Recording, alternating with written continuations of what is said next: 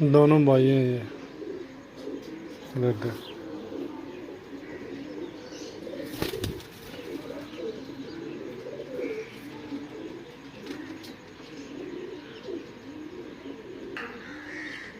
एक के साथ ये बांकी कबूतरी लगाई है, एक के साथ वो स्वैच कालमून है नील दुम्मी।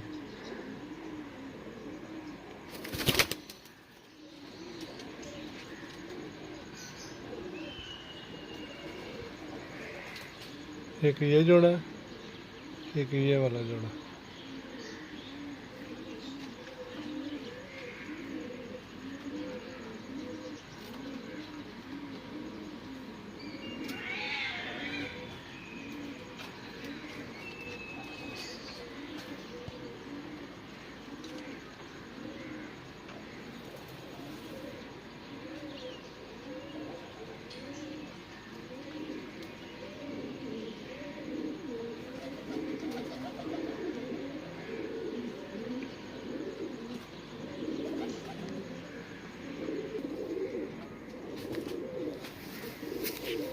यह भी इनका भाई है, तीसरा भी।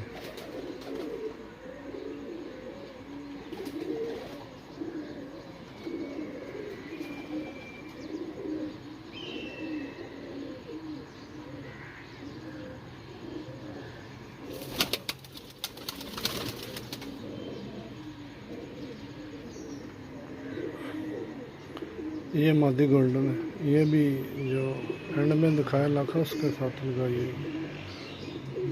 माशाल्लाह देखो तीनों जोड़ों का शौक करें।